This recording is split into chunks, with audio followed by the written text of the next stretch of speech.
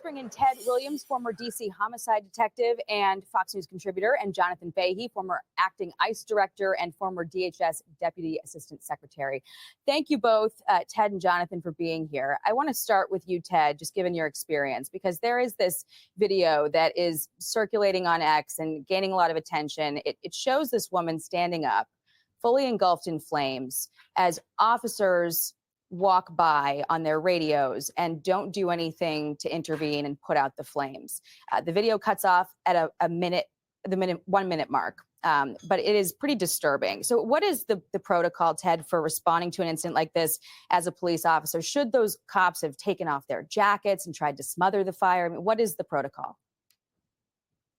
Well, the protocol when you arrive on the scene of an unfortunate incident is to do any and everything you possibly can to save the victim's life or to help the victim.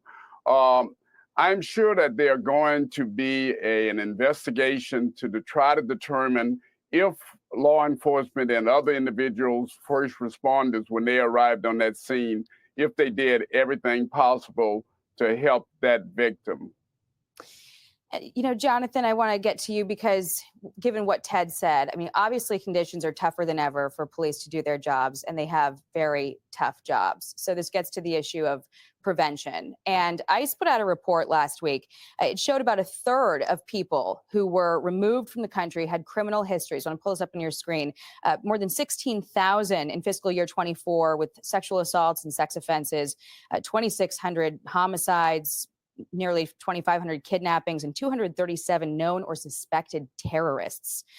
This suspect, Jonathan, received a transit summons in May of 2023. Is that at all an indicator that law enforcement should be paying attention to, that he could have been a danger to society? I mean, is that something that people should track more closely?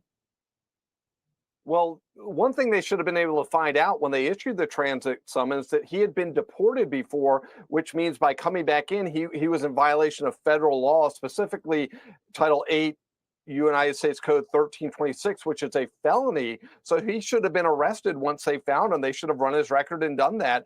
But of course, as Director Homan was talking about earlier, they're a sanctuary city, and that's the problem here. I mean, this is a horrible incident, and the person that did it should be held responsible. But we should certainly look at the public policy surrounding this as to what could have been prevented. And if New York City and this administration, if this administration didn't have its open borders policy and New York didn't have its sanctuary cities policy, there would have been less of a draw for this person to come in, and they could have also deported him, arrested him when he was caught by New York City Transit. So they are policies that could have been implemented and that will be implemented so things like this won't happen, or they'll be less likely to happen. And just on Ted's point, I think it's unfortunate that people didn't help. I don't know what they should have done, but I am concerned about this Daniel Penny effect, the Ferguson effect is what it's been called before, that deters people from trying to help other people because they're afraid of consequences from being involved. I don't know if that was at play here, but it's certainly something that should be talked about. Yeah, I mean, cops getting prosecuted for doing their jobs, obviously a big fear and an issue with retaining officers. But, you know, to your point about sanctuary cities, I mean, this incident and so many others begs the question of if it's high time to get rid of them. The New York Times did a deep dive on some of the services that New York City is providing. Talked to a mother of 4 who fled Colombia, and she said that she felt spoiled by the taxpayer services. This is the quote.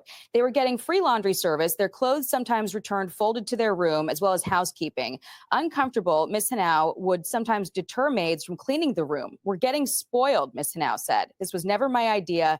I didn't leave my country under the conditions we fled for this. Ted, don't these sanctuary city policies make cities like New York really a magnet for criminals? And is there anything that, you know, the incoming administration or Congress can do to disincentivize these cities from retaining these policies? Well, you know, what we have to look at, Jackie, is that there are a lot of people who come to this country and they come for a better life and they are not criminals. But then we do have individuals who come to this country who are in fact criminals, and who are also mentally ill.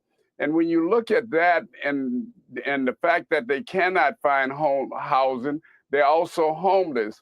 And so when you look at the fact that you've got mentally ill individuals coming into this country who are homeless, that's a very dangerous concoction. And as a result of that, all of those things need to be looked at. Yeah. Well, it is a sprawling problem, and we could talk forever about the other issues of homelessness and mental illness and the subway system. I mean, this horrific story just has so many things that need to be discussed. But we're out of time. Ted Williams, Jonathan Fahey, thank you so much for being here. Appreciate you both.